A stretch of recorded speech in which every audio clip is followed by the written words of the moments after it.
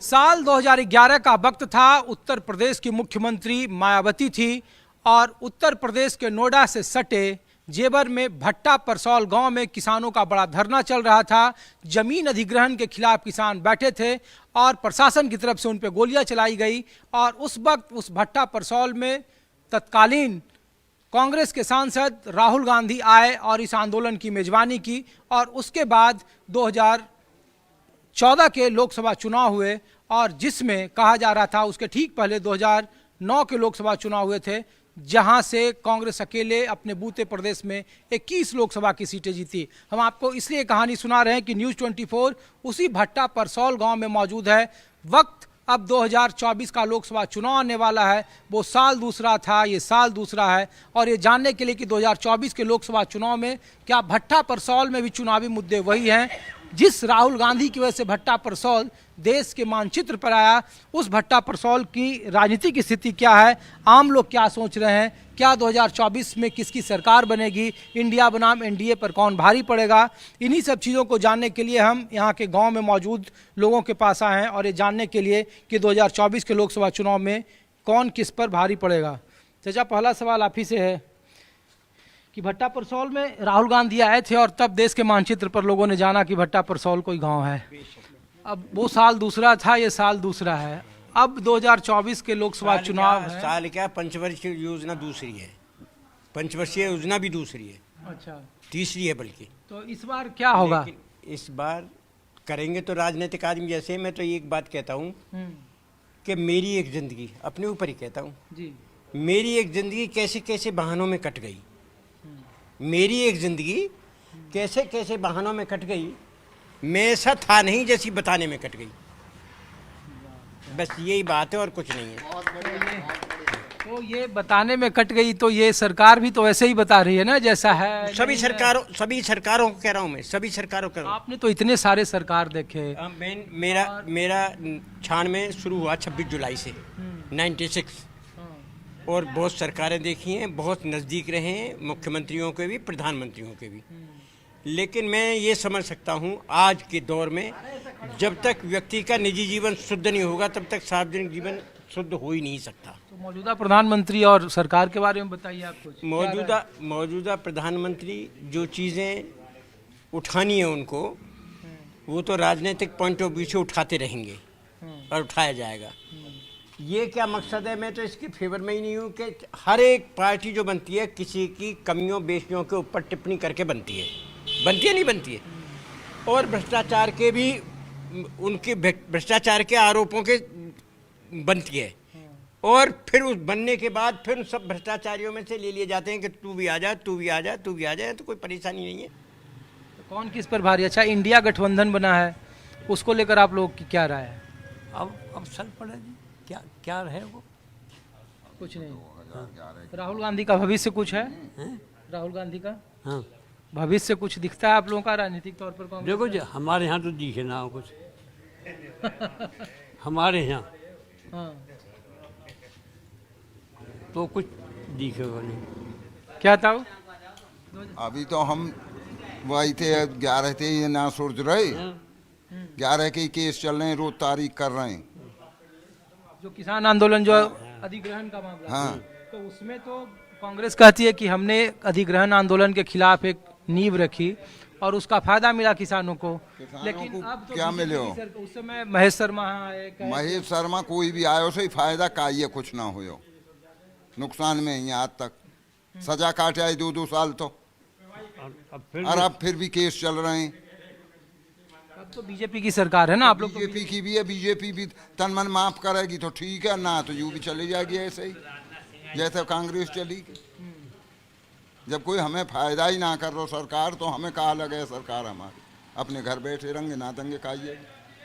तो फायदा तो करा ही रही है ना आपका, किसानों के खाते में पैसे आ रहे हैं, आपको यूरिया मिल रहा है, आपकी आय ठीक हो गई, एमएसपी मिल रहा है। अब मिल तो खूब रहे हैं, पर मिले तो जो 45 किलो को कट्टा है उतने 350 को मिल रहा हो, कहाँ मिल रहा हो? ये कोई मिलने ना है। तो क्या माहौल है आपके यहाँ 2024 में जब चुनाव होगा? ये तो अब आगे की सल पड़ेगी, क्या माहौल चलेगा जनता को, देखेंगे जनता को रुक डोल के लाके में। अच्छा, ये महंगाई बेरोजगारी जो मुद्दा उठा रहे विपक्ष, उसमें कुछ दम है? आम जनता के मुद्दे हैं या ऐसे हवा तो हवा? महंगाई यार ये तो हर सरकार में रहनी है, ये तो काई पे भी कम होनी ना है। अब काई पे ना हो जो बढ़ गई ना, आज कोई सरकार आ जाओ घटा ना सके काई चीज। तो मोदी सरकार सब पर भारी। अपनी वो भी ठीक है, पहली भी ठीक ही, जो आवे वो ठीक ही रहे, गलत कौन? क्या चचा क्या है आप लोगों को? चैनल पर सभी सुनने वाले भाइयों को नमस्कार। बात ऐसा है कि महंगाई तो है ही है, और विकास वाली बात है तो आप गांव में घुसते ही देख लो। गांव में जड़ में जबकि कानून नहीं होना चाहिए, 2 ठेके हैं, देसी भी और इंग्लिश भी। किसी गली में किसी भी यहीं जाके देख लो पानी नहीं निकलता। हमारे शमशान घाट देख के जाके देख लो, कहीं कुछ नहीं है। पूरे गांव में शौचालय नहीं है, शमशान घाटों की बुरी हालत है। शौचालय में तो सरकार ने कहा कि घर घर शौचालय है, सबसे ज्यादा इस मोदी सरकार ने 9 साल में शौचालय ही बनवाए। आप करो भट्टा में सर शौचालय नहीं है। भाई साहब एक भी जाके देख लो और मुझे दिखा दो कि कहाँ अस्पताल है हमारा। कहीं कोई अस्पताल नहीं है। बेरोजगारी महंगाई कोई मुद्दा ही नहीं है। ये थोड़ा हिसाब से बोल रहे हैं, मैं थोड़ा ओपन बोल रहा हूँ। ठीक है।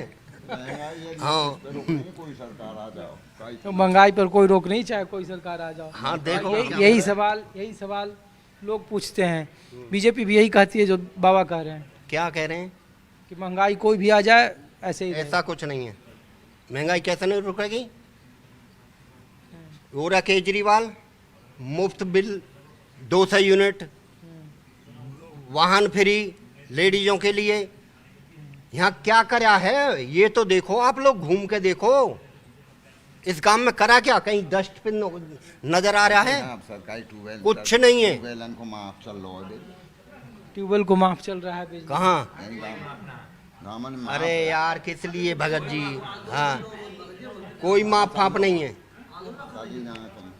अरे भाई साहब रुको, आप लोग तो अरे पूछ रहे हैं। ये बताओ भाई साहब कि क्या माहौल है 2024 चुनाव के लिए? अब तो 7-8 महीने का वक्त रह गया है। भट्टा परसौल भट्टा पार्सल जो है किसानों की भूमि है, आंदोलन भूमि है, जाट बहुल एरिया है। यहाँ के जो बच्चे हैं वो ज़्यादातर फौज में और पुलिस में जो है ज़्यादा बच्चे जाएँ उसकी तैयारी करें।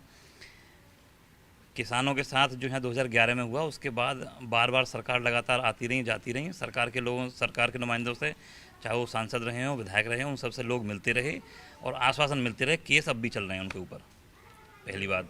दूसरी बात, महंगाई से भी लोग परेशान हैं और जो 4 साल की अग्निवीर योजना इन्होंने लेके आए उसकी वजह से जो यहाँ के रोजगार था उस पर विराम लगा है। तो लोग बीजेपी से इस समय परेशान हैं। वो लोग बीजेपी को वोट नहीं करेंगे। करेंगे किसको ये अभी दूर की बात है। अच्छा, बीजेपी को नहीं करेंगे ये तय है, करेंगे किसको ये तय नहीं? ये बाद की बात है। अभी जो है प्रत्याशी देख के दूसरे को वोट करेंगे जो मजबूत दिखाई देगा। अच्छा, एक बात बताइए, लोग पूछते हैं कि अब देखिए राहुल गांधी के लिए कल कह दिया गया, कांग्रेस के प्रदेश अध्यक्ष बदला, कहा कि राहुल गांधी अमेठी से चुनाव लड़ेंगे। राहुल गांधी ने भट्टा परसौल राजनीति के लिए उन्होंने उनको सबसे ज़्यादा उर्वरा भूमि दी। राहुल गांधी को लेकर या कांग्रेस को लेकर 2024 में आप लोगों को लगता है कि कुछ करिश्मा होगा, लड़ाई होगी, नहीं होगी? आंकड़े तो बेहद कमज़ोर हैं। 100 में से 2% जो लोग हैं वो कांग्रेस के समर्थक हैं। वो आंकड़े आपकी वजह से कमज़ोर दिखाई दे रहे हैं, मीडिया की वजह से। मीडिया जो है ऑलरेडी उन्हीं खबरों को ज़्यादा दिखाती है जो मौजूदा सरकार के पक्ष में हों, उसकी वजह से ज़्यादा कमज़ोर हैं वो। अदरवाइज़ हम लोग 10 साल का शासन हमने देखा है बीजेपी का, जिसकी वजह से बहुत सारे मुद्दे हैं। ऐसा नहीं है कि अब लोग, जहाँ सिलेंडर पहले 500 का या 400 का था, आज 1100 का है। तो जीएसटी कलेक्शन जो है ना उनका बढ़ रहा है, लेकिन हमारा आम आदमी का जो परेशानी है वो भी बढ़ रही है लगातार। लेकिन आम आदमी की परेशानी से लगता है कि बीजेपी को उससे कोई नुकसान है? आम आदमी पार्टी या आम आदमी जो है कॉमन मैन, उसको तो लगता है कि बीजेपी कहती है कि सबसे ज़्यादा वो हमारे समर्थक हैं, 80 करोड़ लोगों को मुफ्त भोजन वो दे रही है। उनका कहना है कि गैस सिलेंडर के दाम भले ही बढ़ गए हैं लेकिन हमने आय बढ़ा दी है। किसानों का एमएसपी का जो सबसे ज़्यादा है लिस्ट में, उसमें उन्होंने ज़्यादा दिया। तो ये सब मुद्दे हैं। उधर कह रहे थे भाई साहब की बेरोजगारी महंगाई कोई इशू नहीं है, नहीं, जो जिस व्यक्ति का परिवार में 4 व्यक्ति हैं और वो 4 को रोजगार नहीं मिल रहा है, उनके लिए इशू है। हो सकता है कोई परिवार सेटल हो, उसका मुद्दा ना हो। रही बात एमएसपी की बात, तो एमएसपी बढ़ी है, ये बात सही है, लेकिन खेती में लागत कितनी बढ़ी है वो भी देखने वाली चीज़ है। पहले जो है जितनी भी जो दवाइयाँ लगती थी खेती में वो बहुत कम लगती थी, कम रेट की होती थी। लेकिन अब जो खेती का इन्वेस्टमेंट जो लागत है वो बहुत ज़्यादा हो गई है। एमएसपी उसके सामने कुछ भी नहीं है। क्या आपको भी लग रहा है भैया? सहमत हूँ मैं तो भैया डॉक्टर साहब की बात से। डॉक्टर साहब से सहमत हैं। ये तो कह रहे हैं कि बीजेपी ने 10 साल में कुछ नहीं किया, 9 साल में, और बाकी सरकारों ने बेहतर किया है। लोग उल्टा कहते हैं भाषणों में, कहते हैं परिवारवादी है, भ्रष्टाचारी है, तुष्टीकरण वाला है। वैसा ठीक ही कह रहे हैं ये भी, लेकिन जो आपने अभी बोला ना कि खाने के लिए वो दे रहे हैं, ये सबसे पहले तो ये बंद होना चाहिए, क्योंकि यहाँ की वजह से तो पब्लिक ने खाना कमाना ही बंद कर दिया। ठीक है, जो 84% जो भी ये बोल रहे हैं कि भाई हम गांव में ये राशन बांट रहे हैं, सबसे पहले तो ये बंद होना चाहिए, क्योंकि आदमी की सोच ही होगी कि जब हमें खाने को मिल जाएगा तो हम फिर कमाने क्यों जाएंगे। सबसे बड़ा बेरोजगारी का कारण तो ये हुआ है। ठीक है, ये सबसे पहले बंद होना चाहिए। तो 2024 में क्या माहौल है भट्टा में आपके गाँव में? अभी जो डॉक्टर साहब ने बोला, देखो टाइम के हिसाब से ही बता। अभी तय नहीं हुआ है। हाँ, बीजेपी को नहीं जाएंगे इस बार, कम से कम ये पक्का है। बीजेपी को नहीं जाएंगे बीजेपी को। वो एक अलग बात है कि मीडिया जो है माइंड गेम के जरिए ये दिखा दे आगे जाके कि नहीं जी समर्थन में बीजेपी में सब लोग। दिखा दी तो आपके पास कौन मीडिया के पदार नहीं, ये देख लेना आप, इस तरह की जो क्लिपिंग है वो बहुत कम चलेंगी, वो ज़्यादा चलेंगी हाँ जी जय मोदी वो ज़्यादा चलेंगी। क्या भैया सही बोल रहे हैं? जी बिल्कुल सही इनकी बात से क्या सहमत है है। 2024 का माहौल, क्या आप लोग कैसे देखते हैं? देखो हमारे गांव के अंदर मैंने देखा है खुद, यहाँ 75 कांग्रेस के लिए समर्थक हैं, बाकी 25% अदर पार्टी के लिए हैं। और अब ये सुनने में आया कि इंडिया का गठन हुआ है तो 75% वहाँ इंडिया के लिए है, और एनडी के लिए कितना है ये मुझे मालूम नहीं है। अरे तो यहाँ तो लोग कह रहे हैं कि जब चुनाव का वक्त आएगा तो समाजवादी पार्टी और कांग्रेस साथ लड़ेगी, नहीं लड़ेगी। बीएसपी मायावती ने इस इलाके में बहुत कुछ किया है, उनके समर्थक होंगे। हाँ, वो वही तो बता रहे हैं, इंडिया बना है, गठबंधन हुआ है, इंडिया बना है, उसके लिए है ना। हाँ।